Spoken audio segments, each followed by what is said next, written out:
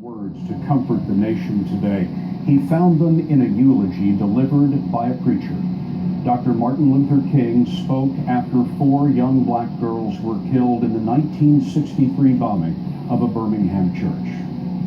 And so, my friends, they did not die in vain. God still has a way of wringing good out of evil. And history has proven over and over again that unmerited suffering is redemptive.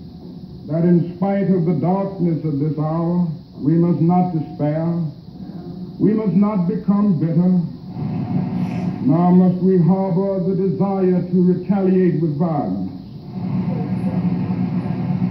Life is hard. At times as hard as crucible steel. It has its bleak and difficult moments. The question is, Lord, Why? why? Somebody want to know why. Yes, Lord.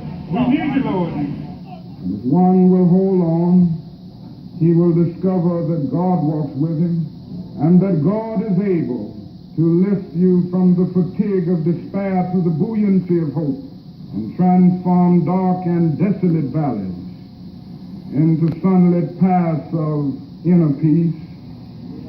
And no greater tribute can be paid to you as parents, and no greater epitaph can come to them as children, and where they died, and what they were doing when they died.